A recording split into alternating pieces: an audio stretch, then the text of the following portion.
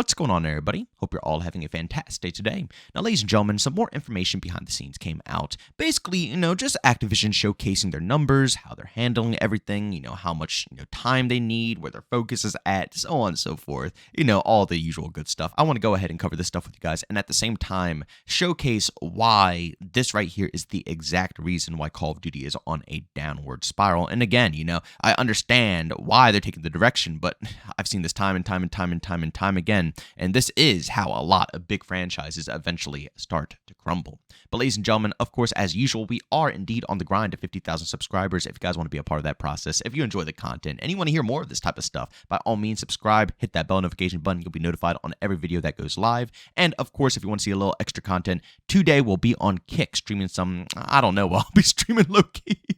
But we'll figure something out at the end of the day. I always strive to be the most active when it comes to, chatting it up with you guys in chat. It's always a blast over there. The people are fantastic. So if you guys want to be a part of that experience, the link to all of my socials are down in the description of this video. All right, ladies and gentlemen, as you can see right here from Charlie Intel over on Twitter, saying the UK CMA report also says that Activision Blizzard was quoted saying each new Call of Duty has so much content that each one now has 1.5 lead studios versus just one lead studio, and that there's 10 to 20 outsourcing partners for each game. Basically, to go ahead and sum that up for you guys, Call of Duty is freaking massive, okay? That's basically as simple as I could put it here. They have so many game modes, so many things going on, so many skins and bundles, so many different ideas, so many different games. And again, they don't take any breaks. Remember that. So they're releasing these games year after year after year.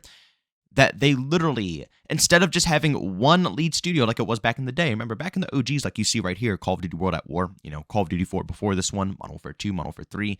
Well, actually, Modern Warfare 3 Sledgehammer Games kind of came and stepped up as, I would give them a good head developer role, because realistically, they did a lot of stuff for the multiplayer experience in that game, because that game was when, Infinity Ward got into a lawsuit with, Activision, they went and built a Respawn, and so on and so forth. You guys understand the whole deal behind the scenes. So, the OGs, at least, the OGs, these games were made by basically one development team, right? You didn't have multiple teams coming and, having Treyarch work on Ranked or something like that, or, having, Treyarch come and make zombies for Slay. Actually, I saw a comment under this post here that I thought was hilarious. It was from Henry Paul saying, the point 5 is Treyarch slaving away for everyone else's games. Oh my God, this post is just absolutely perfection, because it's true. It really is true. I mean, how many times has Treyarch come in to save the day? That's why it's 1.5 development teams. That's why, because Treyarch is always the second lead. They are always making Ranked. They're always trying to put together zombies for so many different teams. They're always picking up scraps, like Black Ops Cold War, for example. It wasn't even their game, and they had to come and save the day anyways. Oh man, and then get this, and then in Vanguard, since Sledgehammer Games got kicked off of Black Ops Cold War, then forced to make Vanguard, Treyarch still had to come and make zombies for them in Vanguard. Don't even get me started, man. But I completely, agree with that statement there. But again, back to the point. Back in the day, there used to just be one team, and the games turned out outstanding. I mean, I could still go back and play World at War till this current date and have a blast, sink in hours of my time. And you guys know this, especially if you come and check out my streams all the time. You guys know that when there's no new content in Modern Warfare 2 or, anything that came out, because obviously I like to get all my free content. I haven't purchased any of the battle passes, but dang it, it's free COD points in the battle pass. There's free everything. I'm getting every last bit of free content out of these games. But when all that stuff is down, I'm done. You best believe every single week I am straight up grinding old school classic CODs, and I can do it so consistently without ever skipping a beat. It's just enjoyable. And you want to know why? Because I played COD back in the day because the gameplay was fun. They didn't have to rely on any cheap gimmicks. They didn't have to rely on, selling trillions of bundles or, trying to get... No, I put my time into Call of Duty because the game was enjoyable. The grind factors was so small back in the day. Think of World at War. I mean, the game didn't even have camos. The main grind factor was, they had zombies, so that was a good way to, escape and try something a little different. And the way they actually handled zombies, I thought was fantastic. It's how you have to beat the campaign, and then after the campaign, the cutscenes come, and then, you see that zombie running at you, and you finally get to play Nazis on, it was really cool. I like how they handled World at War. But at the end of the day, the main grind factor for multiplayer was prestiging. You basically did prestiges, and you can grind out challenges. That's it. So, with such minimal stuff to do, it was still so engaging, so enjoyable. And that's the point I'm trying to make here is that they're overcomplicating the whole formula of what makes Call of Duty good, COD didn't get to this point because, of a big bubble that blew up with Warzone. Yeah, Warzone gave them a lot of credit and gave them a lot of money, but COD was big before that. One of the main reasons Warzone even popped off, not only was, the pandemic and a lot of people were home playing and stuff like that, but it had the COD name on it. Anything that has COD on it is going to, be somewhat successful at least. And that's because it built itself up with its brand. It was COD back in the day. It was fun. That's why it's where it's at right now. The game wasn't over complex. There wasn't a million trillion things that you had to do. No, you literally hopped on to play the game because it was enjoyable. It was as simple as that, and it still made absolute bank. And for me personally, like I said, that's where the downfall comes for this franchise.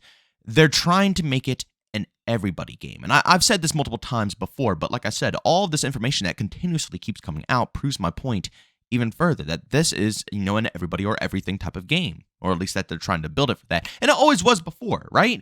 Call of Duty has always been a game that has been for everybody. 6v6, welcome to everybody, campers, rushers, snipers, LMG players, if you want to be, even people who want to take it as a milsim experience. I mean, you can still go on like Black Ops 1 and find crouch server lobbies on PC. It's something that I will never want to partake in, but at the end of the day, like COD is made for everybody. It always has been. But its identity was still 6v6. It's a game for everyone, but you still had to go to the one experience to enjoy it. Nowadays, that's not how they're handling it. Their perspective of what an everybody or everything game is not what, it used to be back in the day. Now, instead of, having it be, a game for everybody within 6v6, it's a game for everyone because of the game modes. It's a game for extraction fans. It's a game for battle royale fans. It's a game for arcade fans. It's a game for, big, like Battlefield style game fans. It's a game for absolutely every single person out there. Rainbow Six Siege fans, they try to dabble in, more stealthy, concepts and stuff like that. It's a game that just doesn't have an identity or soul anymore because they're trying way too hard to expand it. Hence why they need all these development teams. They don't need this many development teams. They don't need 1.5 development teams to produce a Call of Duty game. I understand that technology has improved. It's definitely taken some massive leaps. I'll say that. But at the end of the day, they don't need this many teams to produce a good game at all, in my personal opinion. There's still indie games out there that have 1, 2, 3 developers producing masterpieces. So when I see that they have this many teams and they still can't produce a good game, it worries me. Because really, think of where Call of Duty would be right now if all of these teams that we're seeing right here, they're 10 to 20, outsourcing partners and all this stuff. Imagine if all these people were working and we're all, equally trying to improve 6v6. Imagine if all of these minds could, put their creative, influences into the 6v6 experience. The game would be freaking outstanding, wouldn't it? It would be amazing with all of this, development time, but that's not how they're handling it. It's a lot of people, 3,000 developers, but you have to understand they're split across the board, completely across the board because they have a lot to handle. Call of Duty, like I said, is a massive game now. I mean, another post came out, like I said, it's a lot of stuff that I want to showcase to you guys today to kind of, prove this point a little bit further. IGN put out a post saying AAA games can cost over $1 billion to make, according to a report released alongside the CMA's decision to block the Microsoft Activision acquisition. Now, yes, like I just said, as technology improves, clearly they're going to have to, increase the budget. Games are going to become more and more and more expensive, and that's never going to change. As long as gaming is still relevant, as long as gaming is still a business, which it will be, trust me, 20, 30, 40, as long as this world is still here and we can do what we're doing right now, and it doesn't crumble down. And, obviously gaming is going to be huge because it's a huge market. It's a lot of money to be made, a lot of advertisement space. It's bigger than a lot of other sports out there. It's crazy. It's crazy how big gaming actually is. So obviously over time, it's going to become a fortune to be able to produce these. And I guarantee that they're going to be investing probably more than $1 billion in the future, right? As obviously technology improves and things change. But I guess the point I want to make here is that games in the past had way smaller budgets to produce, yet their impact on the community were so much larger, so much more in-depth, The Call of Duty budget didn't always used to be like this for old school titles. Yeah, it was still huge, but it wasn't like this. Yet and still, these games are still played till this current date. People will go back on their old school consoles all the time. People will go on PC, Plutonium, IW4X all the time. And if you name all of these titles, people will remember them like it's no tomorrow. Pull up the name Modern Warfare 2, Black Ops 2, Modern Warfare 3, Call of Duty 4, World at War. A lot of people are going to know exactly what you're talking about, and a lot of people are going to know that those games revolutionized the whole franchise. I actually just looked up the numbers, the actual numbers for how much it cost to make Modern Warfare 2 2009 back in the day. It ran around $40 to $50 million. Again, that's a stupid amount of money, but, compared to current date, where these games are taking up like $500 million up to $1 billion to develop, that's a very drastic difference in money right there. And I'm assuming all the other games around that time, stuff like Black Ops 1 and all that stuff, that was probably around the same price range, right? $40 to $50 million. Again, way less money was invested into these titles. Yet and still, the impact that they gave to the community was way larger than anything that we have current date. Let's be real. What impact does COD have nowadays? Warzone. That is literally it. They're investing all of this money just for Warzone to be the only impact. Imagine if they put all of their emphasis into one mode, just like they did back in the day with 6v6, how much more of an impact they would actually have with the community, and how probably less money they would have to actually spend if they didn't have all these different game modes. Honestly, I don't want to be the guy to say that they should remove DMZ and remove Warzone, because I know it's a lot of people out there who absolutely love those modes. We're kind of at a point where I don't even know if we can, stray away from this. They've already established themselves in so many different markets and established fans in so many different markets. To take away all this stuff would be very risky. So I don't even know if we can pull away from this point. But I really do believe that if Call of Duty never branched out to any of this stuff, the game would just be in such a better spot. Because again, all that money that they're putting into the actual game itself will be going towards one focus instead of 50,000 different focuses. Again, guys, I'm not trying to ramble your guys' ears off. I'm not trying to, yab you guys off. At the end of the day, I'm just trying to show to you guys that the direction of gaming is it's rough. And this right here, to me personally, is how franchises begin to die. They start investing more and more and more and more money. And yes, at the moment, they are making money. But what happens when they do this investment again and they don't get that, return? What's going to happen to the overall franchise at that point? For COD, I don't know. It's so big that it probably wouldn't hurt their pockets that much, and they'll probably learn their lesson. That's why me and a lot of other people have been trying to tell people, don't cough up money for these games. If you really want to change, you have to stop the process, because they treat Call of Duty like I said, a subscription service. They release these games yearly, knowing it's not thinking, not guessing. They know the COD community will buy the game again, But in reality, it's business. There's no guarantee for them. They put in this investment, and the investment might not pay back. So if that happens, COD would be in big trouble. Putting in billions of dollars into a game, when realistically, you probably don't even have to put that much money into the game, but they do.